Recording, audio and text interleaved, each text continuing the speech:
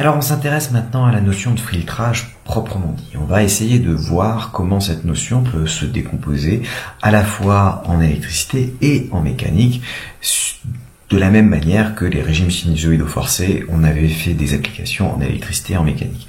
Bien entendu, ça veut dire qu'on peut le faire dans d'autres domaines, par exemple en thermodynamique, en hydrodynamique.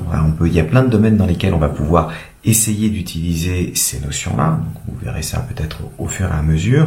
Mais là, on va déjà, dans deux pans de la physique assez différents, voir qu'en fait, il y a quelque chose qui va unifier tout ça. De la même manière qu'on avait déjà vu que pour les équations différentielles, en mécanique ou en électricité, on obtenait le même type d'équations différentielles, et puis qu'il suffisait de se ramener à oméga 0 et au facteur de qualité pour pouvoir les résoudre de manière générale. Là, on va voir que globalement, une fois qu'on a posé le problème, on va se ramener à des formes de nouveau canoniques qui ne dépendent plus que des équations différentielles, et donc on va s'affranchir du caractère électrique ou mécanique du problème. Il n'y aura que dans les interprétations que ça va revenir. Alors, pour la première chose, on va regarder en électricité. En électricité, on va définir ce qu'on appelle un quadripôle. Alors, un quadripôle, si on fait un petit dessin, c'est quoi? C'est un système qui a 4 pôles. Vous connaissez les dipôles, la résistance, le condensateur, la bobine. Ce sont des systèmes qui ont juste 2 bornes. Et bien, dans un quadripôle, il y a 4 bornes. Pourquoi est-ce qu'on a besoin de 4 bornes? Parce que vous allez avoir d'un côté ce qu'on appelle la tension d'entrée. Donc vous allez imposer une certaine tension sur les 2 bornes, que généralement on met à gauche par habitude, et de l'autre côté, vous allez mesurer une certaine tension de sortie. Donc là, vous avez votre quadripôle qui est un système avec 4 bornes. Donc ça peut être une boîte, puis vous avez 4 bornes qui se placent. Généralement, vous aurez marqué in d'un côté pour l'entrée, out pour la sortie. Alors la question qui se pose, c'est comment est-ce qu'on peut faire des trucs comme ça? Eh bien, un exemple très simple de quadripôle, c'est de prendre un circuit RC. Pourquoi est-ce qu'un circuit RC, c'est un quadrupôle? Parce que de ce côté-là, vous mettez un générateur, c'est votre tension d'entrée. Et en fait, de l'autre côté, vous allez mesurer la tension aux bornes du condensateur, ça va être votre tension de sortie. Comment est-ce qu'on voit le quadrupôle? Eh bien, tout simplement, on met des petits pointillés autour.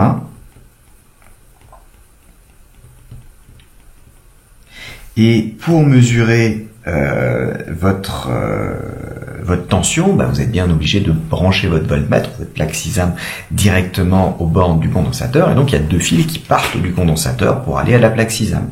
Vous avez exactement, si vous regardez, les 2 fils qui rentrent, la boîte qui est ici, et les 2 fils qui sortent. Vous avez le quadrupôle. Donc, c'est une manière, un circuit RC, un circuit RLC, enfin tous les exemples qu'on a fait à chaque fois qu'on avait un diviseur de tension, c'était une bonne manière d'introduire un quadrupôle, un système qui, vu de l'extérieur, eh bien je branche un truc en entrée, j'ai quelque chose en sortie, et c'est comme ça que ça m'intéresse. À noter que ça rappelle ce qu'on a vu avec les résistances d'entrée et les résistances de sortie, en disant que j'ai un truc qui va rentrer de ce côté-là. Donc là, vous avez le côté entrée, de ce côté-là, vous avez le côté sortie. Et si vous représentez les différents étages, par exemple un étage de mesure que vous pourriez avoir à droite, je vais refaire un petit dessin parce que ça correspond pas au... C'est un petit aparté. Donc là, vous avez le quadrupôle qui est installé. Votre étage de mesure, c'est aussi un truc sur lequel il y a quelque chose qui va entrer. Et donc, on parle de résistance d'entrée dans votre voltmètre, par exemple, que vous mettez à la sortie de votre quadrupôle. Inversement, à l'entrée du quadrupôle, en règle générale, on met un générateur qui va vous donner un signal, qui va faire rentrer un signal dans le générateur. Et donc, l'entrée du quadrupôle, c'est la sortie du générateur. C'est pour ça que sur la plaque Sisam, c'est marqué sortie analogique aux entrées, aux bornes du générateur, et qu'on parle de résistance de sortie du générateur. Donc, ça va être relié et on pourra voir un petit peu plus en détail ce qui va se passer. Donc, ça, c'est pour l'électricité. Et on peut avoir aussi regardé ce qui se passe en mécanique. Donc en mécanique, alors en mécanique c'est un petit peu plus subtil, parce que en mécanique, savoir qu'est-ce qu'il y a une entrée, qu'est-ce qu'il y a une sortie, c'est plus dur. Là, vous voyez, c'était relativement clair, j'ai une tension en entrée, j'ai une tension en sortie, je sais ce que je manipule. En mécanique, tout dépend ce qui vous intéresse. Alors, en électricité aussi, puisqu'en général, on peut très bien dire j'ai une tension d'entrée, et puis ce qui m'intéresse c'est l'intensité, et donc ça va être mon signal de sortie, c'est l'intensité. Mais souvent, vous avez une résistance dans le système, et donc finalement, mesurer l'intensité, c'est mesurer la tension au bord de la résistance, et on se ramène au cas où on a une tension d'entrée, une tension de sortie, ici qui serait la tension au bord de la résistance. En mécanique, je reprends mon petit exemple habituel avec ma cigogne.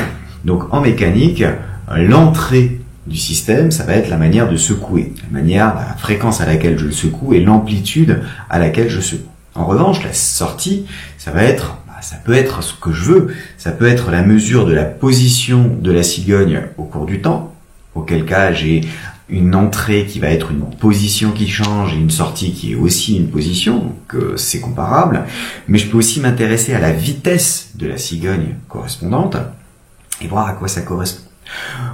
Et donc avoir une entrée qui va être une position, une sortie qui va être une vitesse.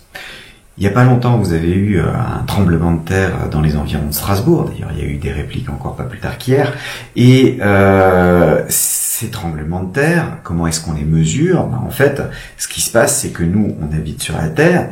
Et puis quand la Terre tremble, ça nous fait une partie d'accélération.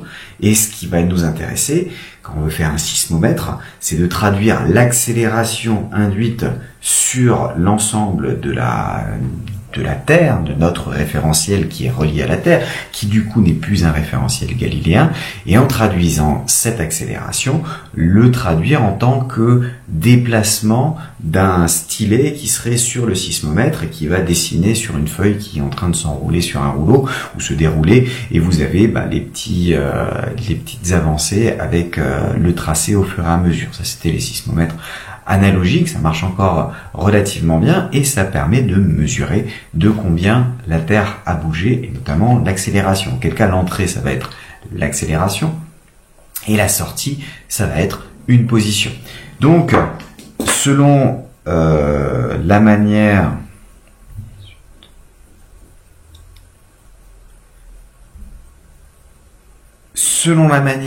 dont vous remettez vous voulez mesurer les différentes choses, il va falloir se poser une question de qu'est-ce qui est l'entrée, qu'est-ce qui est la sortie. Donc question, quelle est l'entrée et quelle est la sortie. Donc par exemple, si je prends mon exemple avec ma petite cigogne, hop, comme ça, pas trop mal là. Donc la petite cigogne, l'entrée, ça va être le fait que je secoue l'anneau qui est en haut, et la sortie, ça peut être la mesure de la position de la cigogne, où est-ce qu'elle va se balader, mais je peux aussi m'amuser à mesurer la vitesse, ou même encore l'accélération. L'accélération, c'est peut-être moins parlant, mais la vitesse à laquelle se balade la cigogne, notamment si tout d'un coup vous mettez un truc pour l'arrêter, pour qu'il y ait un choc, ça peut être intéressant, donc selon ce que l'on veut obtenir comme information.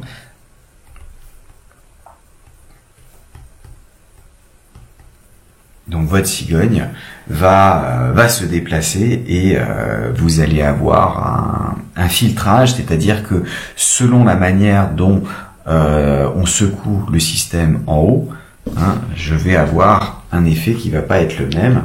Donc là par exemple, si je donne un signal quasiment carré, vous voyez que la cigogne elle a un mouvement qui est beaucoup plus sinusoïdal que mon mouvement d'entrée, et donc il y a un filtrage, c'est-à-dire qu'il y a une partie du spectre de Fourier du signal d'entrée qui a été débarrassée par le système cigogne.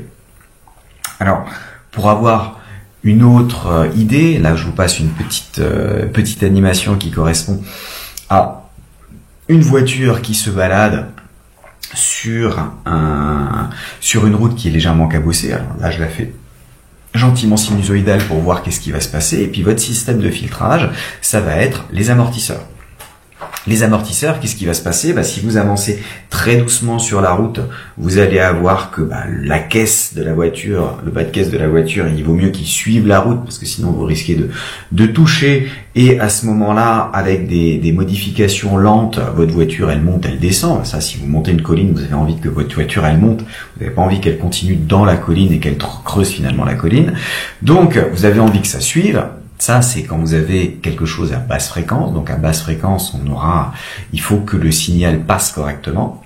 En revanche, quand vous allez vous placer à très haute fréquence, qu'est-ce qui se passe? Par exemple, si vous êtes sur l'autoroute, vous roulez à 110 ou à 130 sur une autoroute, et puis tout d'un coup, il y a un nid de poule, vous voulez pas en fait que toute la voiture bouge et tombe dans le nid de poule. Ce qui va se passer, c'est que l'amortisseur pousse sur le ressort de manière à ce que le pneu soit toujours en contact avec la route, mais entre le moment où le pneu descend et où il remonte parce que la route est revenue dans son état normal, la caisse de la voiture, elle a continué quasiment tout droit et vous n'avez quasiment pas senti le déplacement.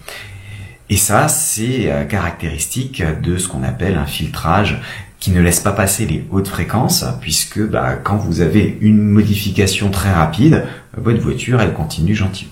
Et alors, justement, avec ces systèmes d'amortisseurs, s'ils sont pas très bien conçus, vous allez avoir que il y a potentiellement une résonance, c'est-à-dire que si la route elle fait comme ça, il y a moyen, comme avec la cigogne, que vous ayez une amplification du mouvement de la route, et c'est ça qui peut rendre malade parfois les gens quand ils sont dans la voiture, quand il y a des petites vibrations au niveau de la route. Si ces vibrations sont à la bonne fréquence, il peut y avoir des grosses vibrations du coup au niveau de la voiture.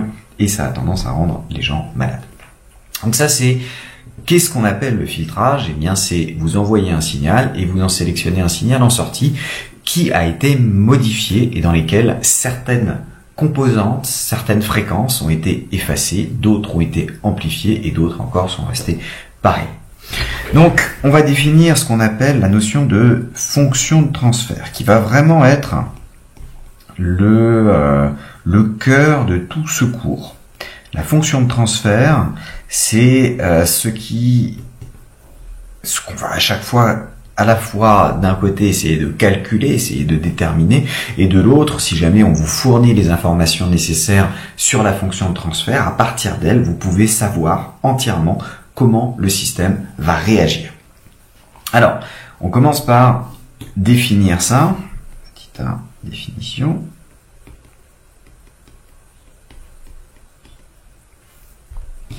Et pour cette définition, on va devoir se reprendre un signal d'entrée, un signal de sortie. Donc d'abord un petit rappel, comme tout signal périodique peut se ramener à une somme de sinusoïdes.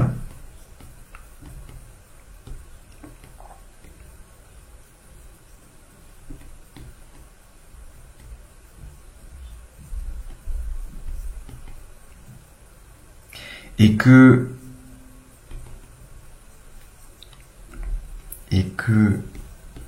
pour un système linéaire,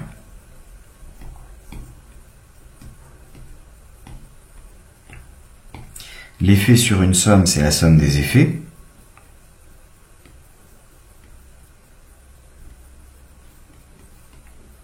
C'est la somme des effets.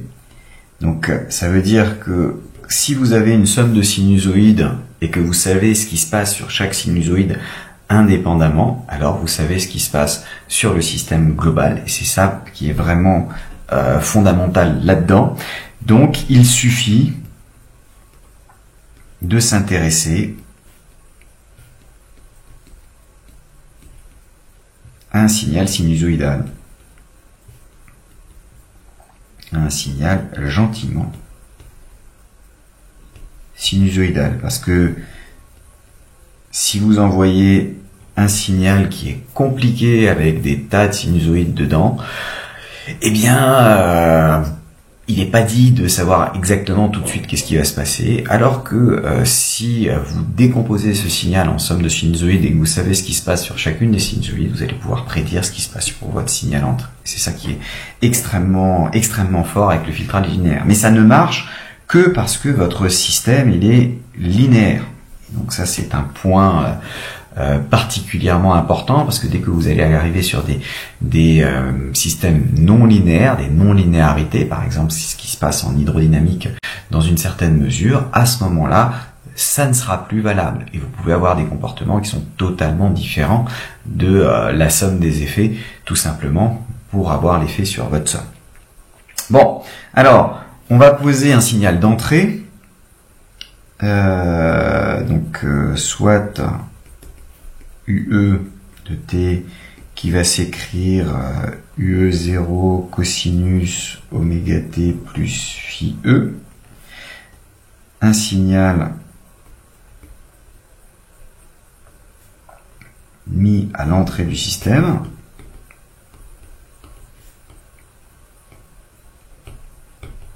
et qui produit un signal, on va appeler US de t pour sortie, qui va s'écrire US0 cosinus oméga t plus phi s à la sortie. L'entrée et la sortie pouvant être la même chose, une tension, là je me place implicitement en régime électrique, mais ça marche très bien aussi pour le régime mécanique. Vous mettez une position en entrée, vous regardez une vitesse en sortie. Tout ce qui m'intéresse, c'est que ce soit sinusoïdal, il y a une certaine amplitude, et puis on va bosser là-dessus, et les définitions de la fonction de transfert vont être exactement les mêmes. Alors dans le chapitre d'avant, je vous rappelle que dans le régime sinusoïdal forcé, on a introduit un super outil qui s'appelle la notation complexe. Donc vos deux tensions, vos deux signaux qui sont ici, sont associés à des notations complexes. Donc j'ai les notations complexes associées.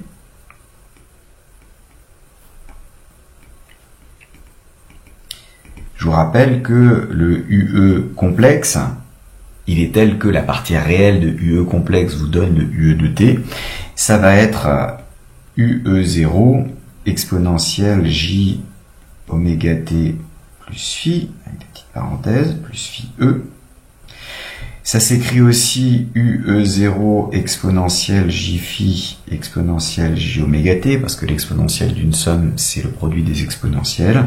Et je peux aussi l'écrire UE0 complexe exponentielle j oméga t, en posant que UE0 complexe, c'est UE0 exponentielle j phi. J'ai une information à la fois sur l'amplitude du signal et sur son déphasage par rapport à une origine choisie ici en cosinus oméga t. Alors très souvent, on va choisir que le signal d'entrée, c'est lui qui décide l'origine et donc il a un phi e qui est égal à 0. Mais là, je vais le traiter de manière générale, vous verrez que ça sera exactement la même chose. Donc ça, c'est pour le signal d'entrée. Pour le signal de sortie, c'est pas plus compliqué. Vous remplacez tous les E par des S.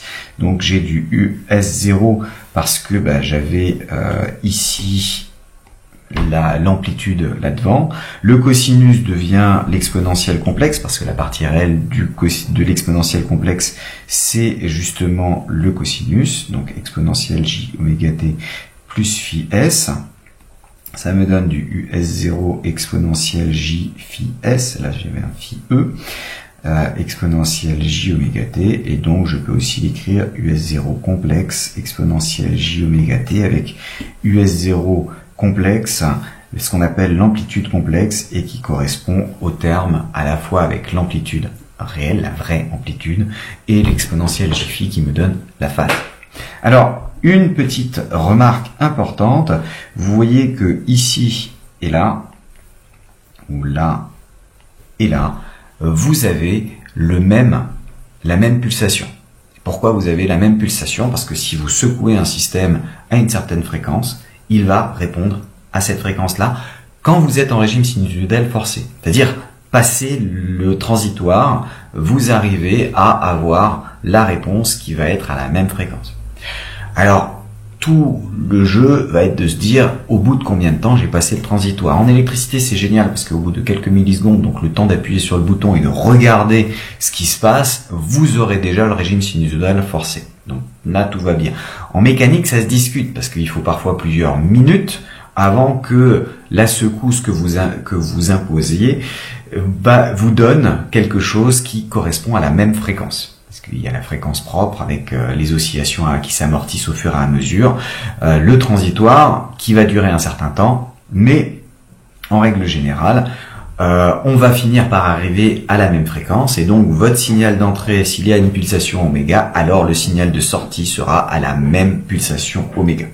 Donc ça, c'est le point important à garder en tête, parce qu'on va très rapidement l'oublier en fait, puisque justement, comme ils sont à la même pulsation, il va y avoir des simplifications qui fait que ça n'interviendra plus ou très peu dans le reste de votre système. Alors on va définir la fonction de transfert. La fonction de transfert, c'est ce qui fait le lien entre l'entrée et la sortie. Tout comme en électricité, on avait dans le chapitre précédent introduit l'impédance complexe qui faisait le lien entre l'intensité et la tension, U égale ZI, il faut penser à la fonction de transfert de la même manière en disant que c'est ce qui fait le lien, donc fait le lien entre l'entrée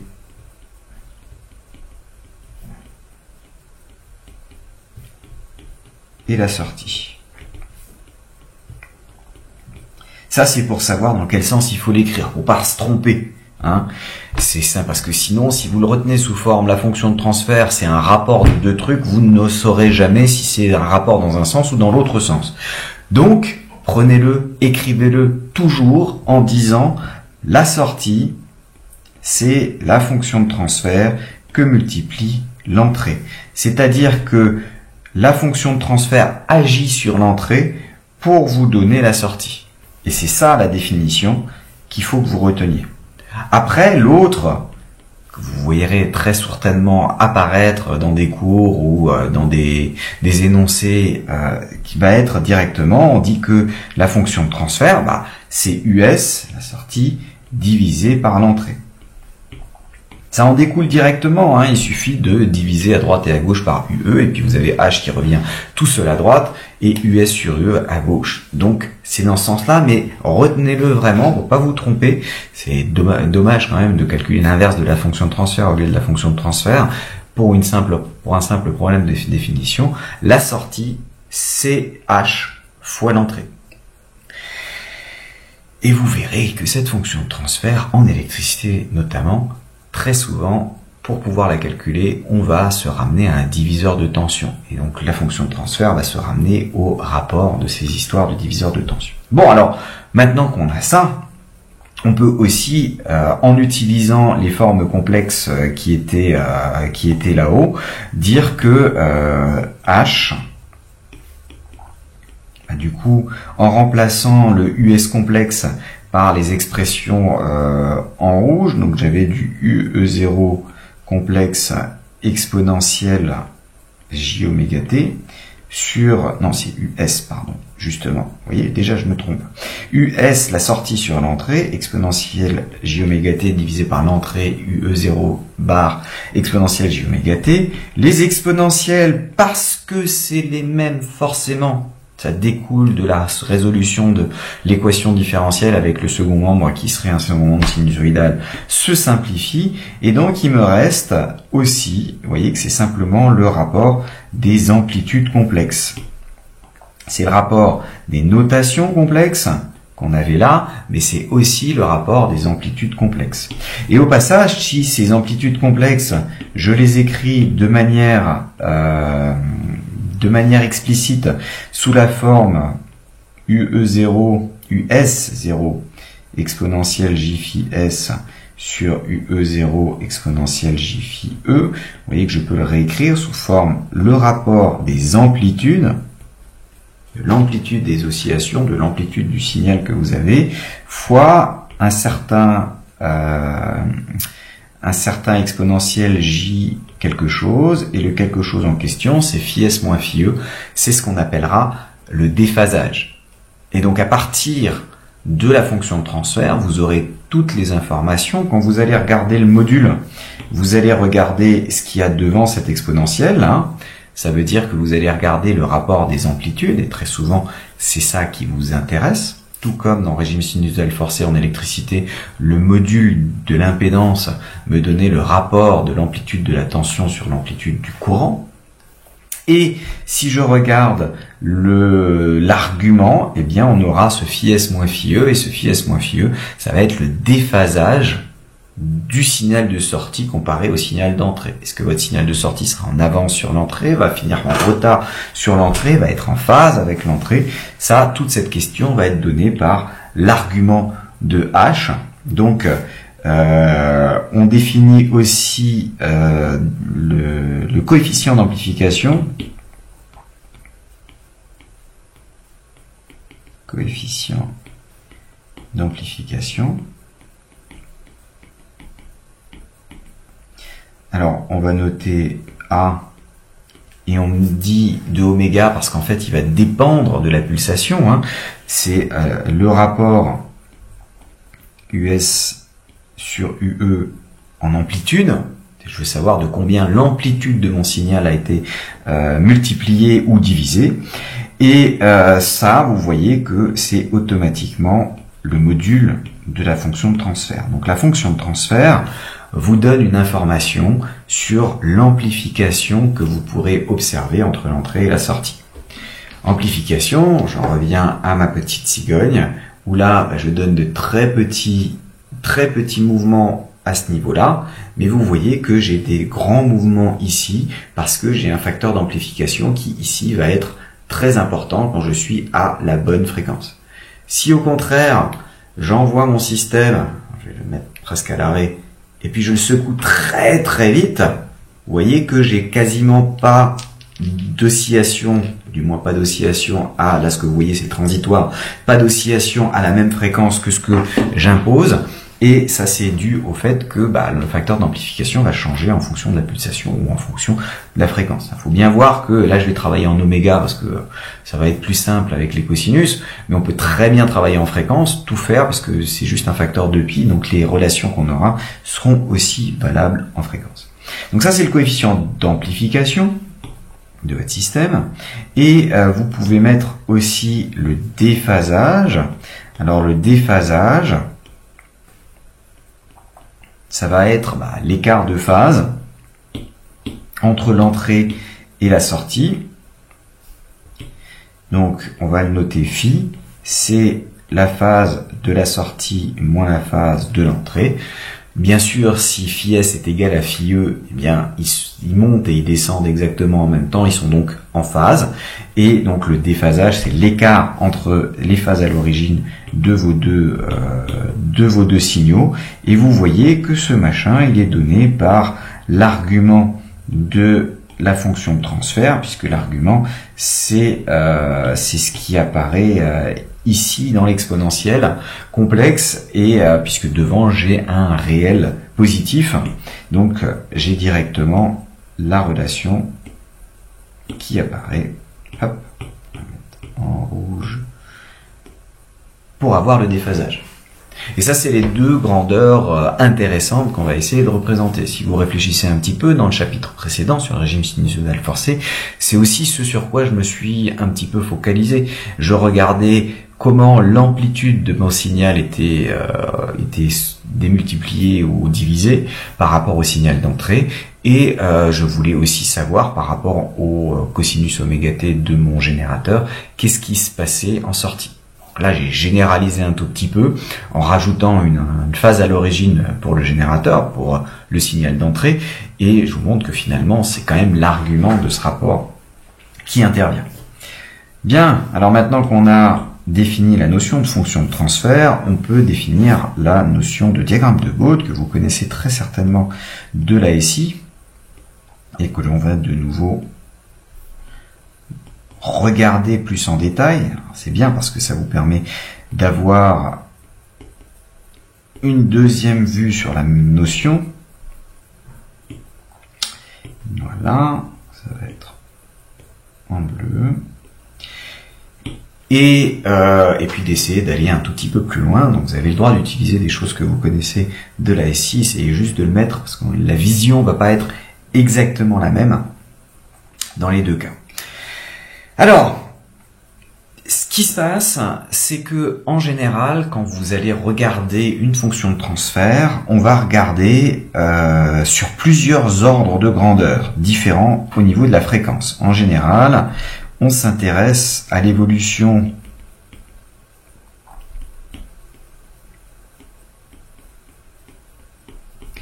de la fonction de transfert, qui dépend de oméga, sur plusieurs ordres de grandeur différents pour oméga.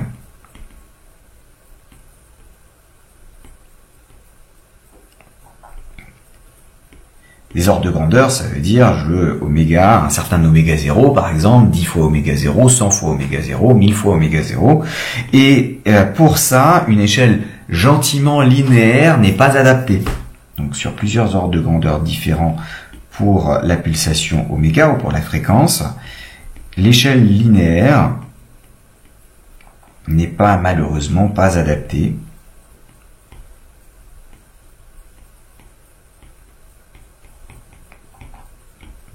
Et si l'échelle linéaire n'est pas adaptée, ça veut dire qu'il va falloir trouver un autre moyen pour mettre oméga 0, 10 oméga 0, 100 oméga 0 sur la même ligne.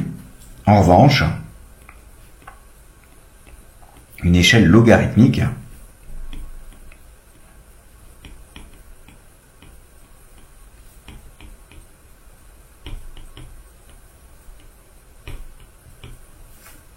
est la bienvenue. Pourquoi? Parce que sur un logarithme, quand vous multipliez par 10, vous ajoutez en fait sur cette échelle la même distance. Et donc, vous allez vous placer, si on regarde, donc soit vous le faites en échelle logarithmique, soit vous représentez log de oméga. Donc par exemple, si ici j'ai oméga 0, ici j'ai 10 oméga 0, ici j'ai 100 oméga 0, à chaque fois je me déplace de la même distance, en log d'oméga j'ai log d'oméga 0, là j'ai 1 plus log de oméga 0, je fais un logarithme décimal, 2 plus log de oméga 0, vous voyez, ou log de oméga 0 plus 2, log de oméga 0 plus 3.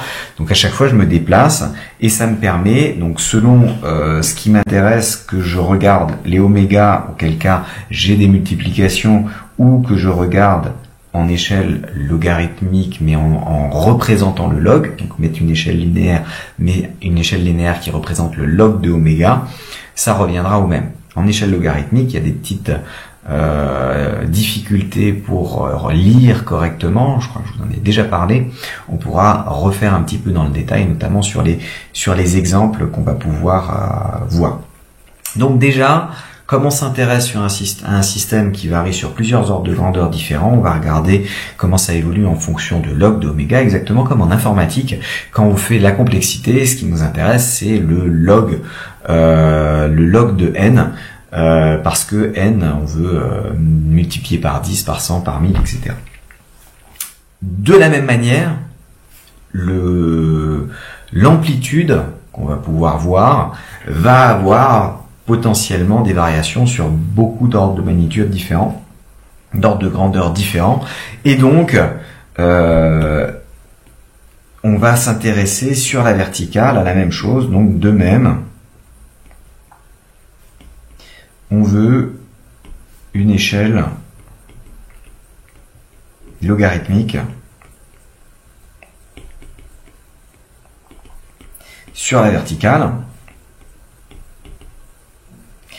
Et cette échelle logarithmique, du coup, il faudrait représenter log de l'amplitude, qui dépend, lui, de oméga. Alors, historiquement, c'est pas ça qu'on a choisi. Historiquement,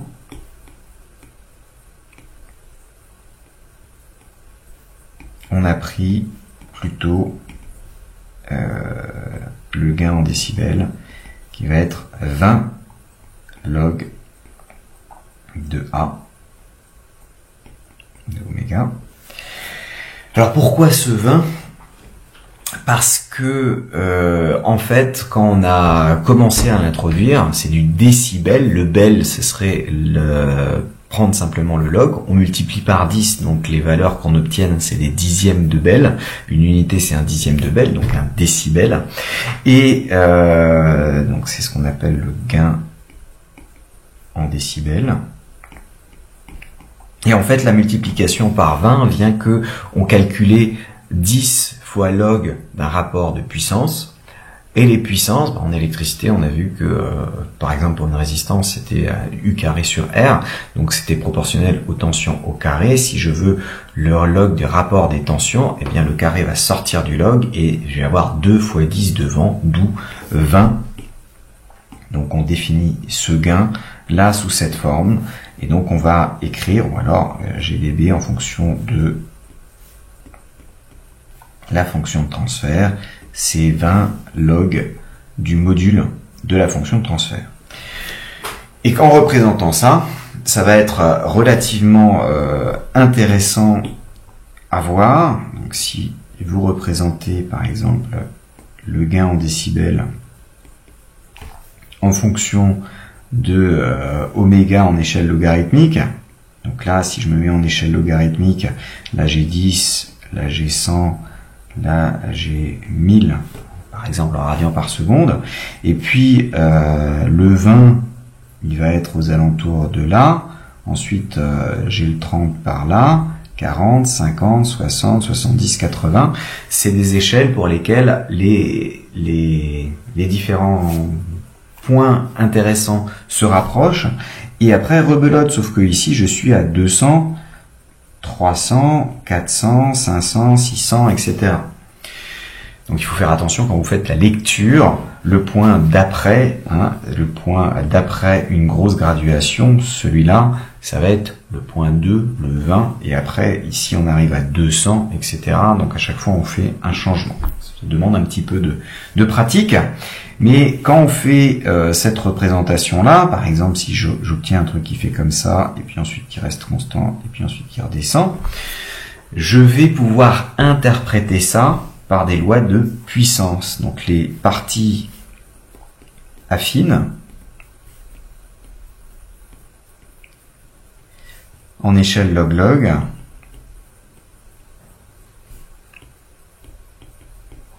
correspondent, tout comme en informatique, quand vous aviez de la complexité à faire et à trouver, on a vu qu'il fallait avoir qu'il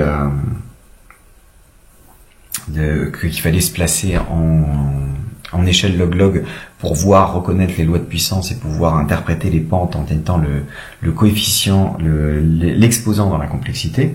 Donc les parties affines correspondent à des lois de puissance.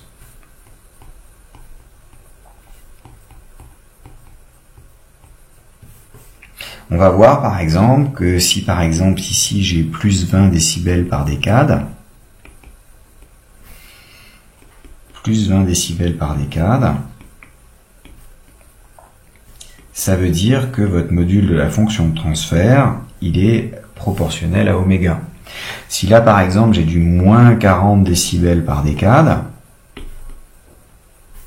moins 40 décibels par décade, ça veut dire que le module de la fonction de transfert, il est proportionnel à 1 sur oméga carré. Pourquoi? Parce que regardez, si je fais 20 log du module de la fonction de transfert, c'est-à-dire 20 log ici de bêta fois 1 sur oméga carré, ben, ça me donne quoi? Ça fait 20 log de bêta, une constante, moins 20 log de oméga carré, puisque 1 sur oméga carré, log de 1 sur oméga carré, c'est moins log de oméga carré. Et puis maintenant, le 2 qui est ici, je peux le sortir du log. Donc ça me fait 20 log de bêta moins 40 log de oméga. Alors pourquoi est-ce qu'on appelle ça décibels par décade?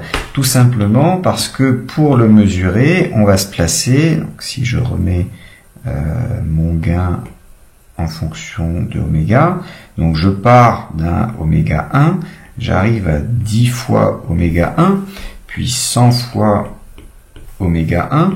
Et si j'ai un truc qui descend comme ça veut dire que là, j'ai, par exemple, GdB1, donc le gain qui correspond à oméga 1. Si je descends de 40 décibels par décade, ça veut dire que une décade plus loin, une multiplication par 10 de la pulsation, je vais avoir un gain qui a baissé de 40 décibels. Et puis encore une décade plus loin, je vais avoir un gain qui va baisser. Par rapport au premier, le gain aura baissé de 80 décibels. J'ai passé de 2 décades, ça fait donc 40 décibels de chute par décade. D'où ces choses-là, et puis vous verrez que comme on cherche des lois de puissance avec des exposants simples, 1, 2, moins 1, moins 2, à chaque fois, les pentes qu'on va croiser dans les diagrammes de Bode, ce sera du 20 décibels par décade, 40 décibels par décade, moins 20 décibels par décade, moins 40 décibels par décade. Voilà. Alors, le diagramme de Bode, ça va être, alors celui-ci, c'est ce qu'on appelle le diagramme de Bode en amplitude. C'est souvent le plus important, du moins celui qu'on regarde le plus souvent. Mais vous avez aussi le diagramme de Bode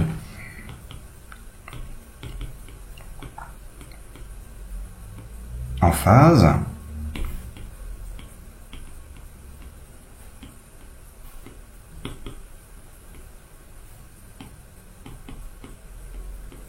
Et le diagramme de Bode en phase, c'est rien d'autre que représenter le déphasage en échelle logarithmique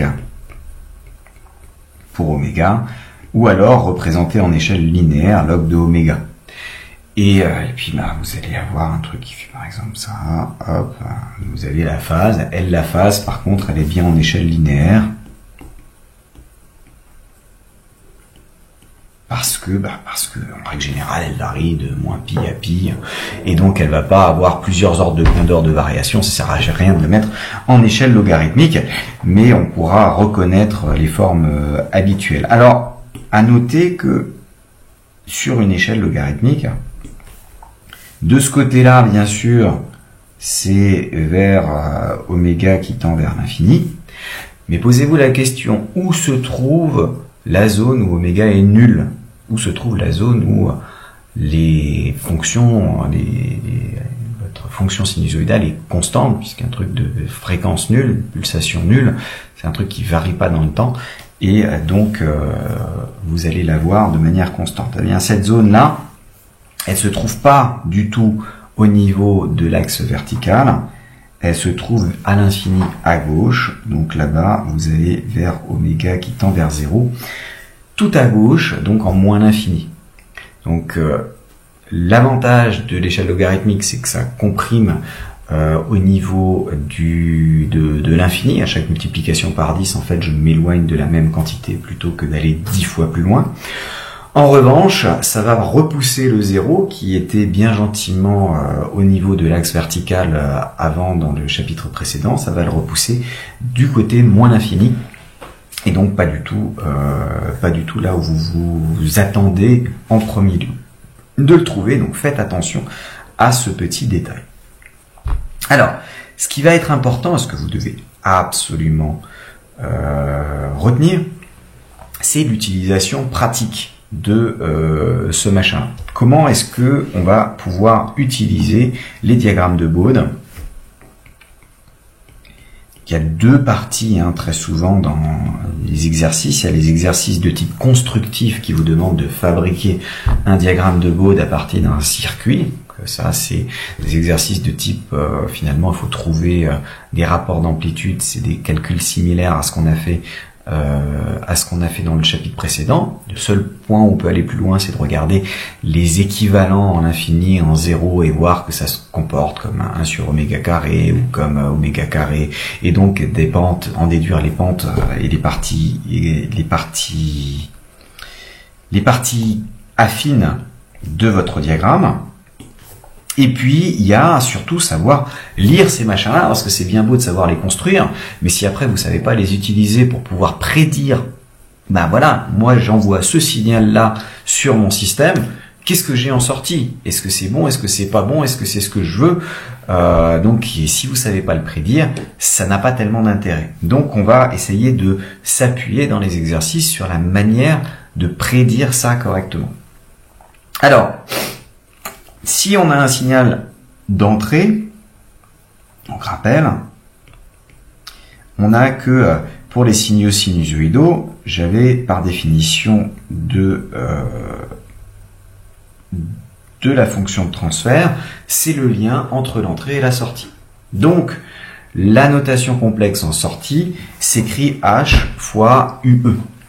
Avec H qui va pouvoir s'écrire, eh bien, module de H fois exponentielle J argument de H fois le UE. Et UE, c'est UE0 exponentielle J oméga t plus phi E. Ok, alors si je le mets ensemble, ça me donne module de H fois UE0 multiplié par une grande exponentielle de oméga t plus phi E plus l'argument du H complexe. Alors, bien sûr, ce H-là étant un rapport de notation complexe, c'est lui-même un nombre complexe. Donc ça, c'est, après calcul, si je connais H, que je connais UE, je peux connaître US, puisque le terme qui est ici correspond à l'amplitude qui va se retrouver, US de t, c'est la partie réelle de US complexe, ça c'est par définition, et c'est donc l'amplitude, donc module de H fois UE0, multiplié par du coup cosinus de ce qu'il y a à l'intérieur là-haut, cosinus de tout ça, donc je me retrouve avec cosinus de oméga t plus phi E plus argument de H. Vous voyez qu'avec la connaissance de H, je suis capable de retrouver à la fois l'amplitude de la tension de sortie et le déphasage, donc la nouvelle phase à l'origine. Vous avez que tout ça,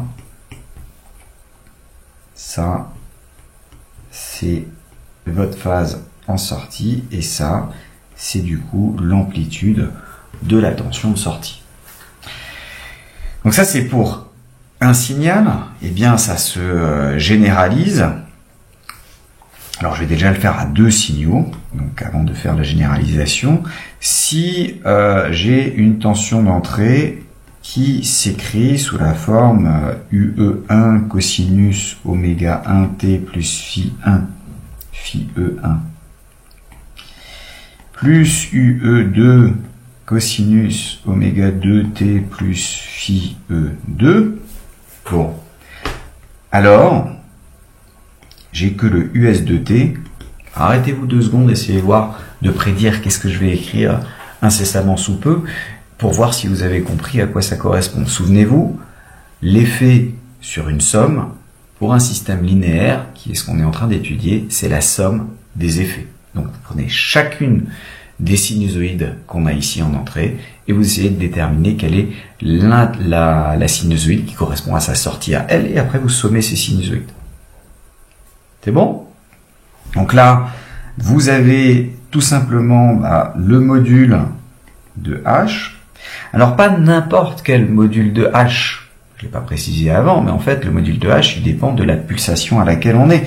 Donc il faut que je le regarde en oméga 1, fois UE1, fois cosinus de oméga 1t plus phi E1, plus l'argument de H en oméga 1, important, plus, ça c'était l'effet sur le premier terme de la somme, il me faut l'effet sur le deuxième terme de la somme, donc le module de H en oméga 2, fois UE2, fois cosinus oméga 2, t plus phi E2, plus l'argument de H pris en oméga 2. Et pour encore une parenthèse pour fermer le tout. Donc quand j'ai ma somme, vous voyez que à chaque fois j'ai je prends effectivement le module et l'argument, mais il faut que je fasse attention à quel endroit je prends cette valeur. C'est-à-dire qu'à chaque fois, il va falloir regarder sur le graphique. C'est pas compliqué, hein. Vous avez votre graphique qui est comme ça, donc en échelle, par exemple en échelle logarithmique, et puis vous avez un machin qui fait, hop, par exemple, si je décide que oméga 1, il est là, donc là j'ai le gain en décibels, ben ici je trouve le gain qui correspond au premier point, et puis si j'ai un oméga 2 qui est là, ici je trouve le gain qui correspond à oméga 2. Alors bien sûr, le gain en décibels étant égal à 20 log du module de la fonction de transfert, vous avez que, je divise par 10, log du module de la fonction de transfert, c'est égal à GdB, par 20, je divise GdB sur 20, et donc le module de la fonction de transfert, comme c'est un logarithme décimal, c'est 10 puissance GdB sur 20. Alors attention, hein, c'est vraiment 10 puissance plus GdB sur 20. Il se trouve que la plupart du temps, le gain sera négatif, donc vous aurez des puissances de 10 qui seront négatives, mais c'est parce que ce terme-là, lui, est négatif. C'est le GdB qui est négatif. Mais sinon, c'est 10 puissance GdB sur 20. Donc, là-dedans, dans votre US qu'on avait là-haut, donc on va pouvoir lire, on peut aussi prendre, si on avait la phase en fonction de oméga, donc je reprends le même oméga 2, le même oméga 1, et puis on avait une phase qui par exemple faisait un truc comme ça, là j'ai un phi 1, et là j'ai un phi 2. Et donc la tension de sortie,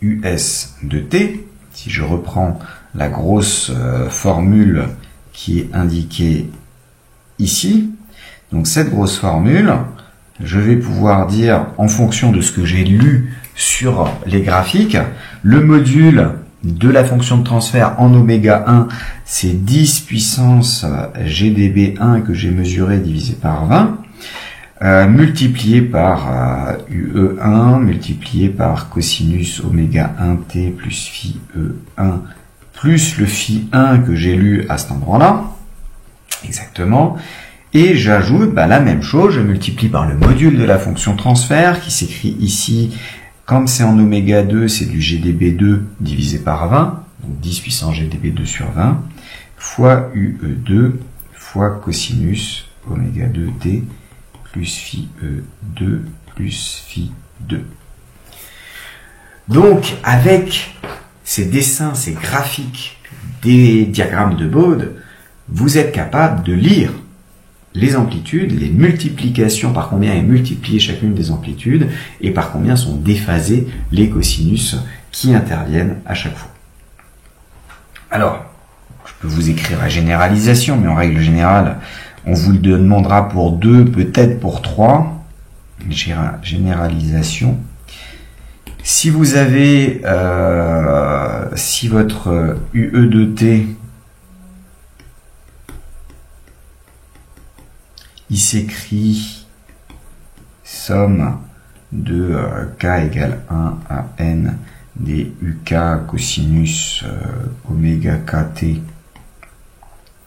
plus phi e k, eh ben, alors, votre US de t va s'écrire comme la somme des effets sur chacun des cosinus.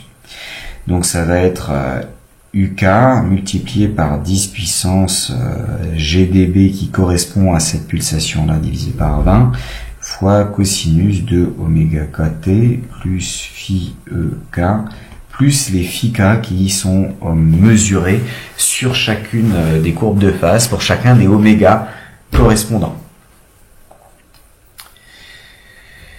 Et alors, une petite remarque. Que se passe-t-il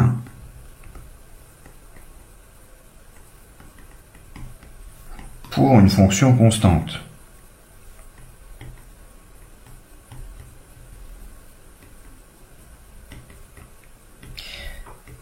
On peut dire qu'une fonction constante, c'est une fonction sinusoïdale particulière. C'est une fonction sinusoïdale particulière parce qu'elle varie pas. On dirait une fonction sinusoïdale, normalement ça varie de manière sinusoïdale. Oui, mais si vous prenez une fonction sinusoïdale et que vous faites tendre sa fréquence ou sa pulsation vers 0, ça veut dire que sa période tend vers l'infini, et un truc périodique de période infinie, c'est finalement un truc qui change pas. Et effectivement, quand vous prenez un cosinus et que vous faites un zoom, zoom, zoom, zoom, vous allez avoir au début du cosinus quelque chose de constant. Donc pour une fonction constante, c'est une fonction sinusoïdale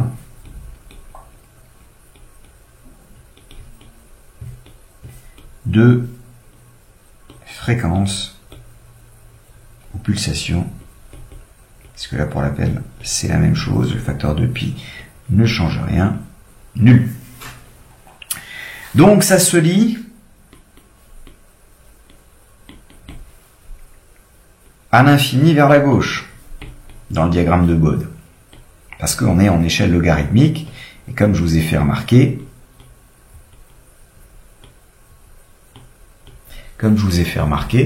en échelle logarithmique,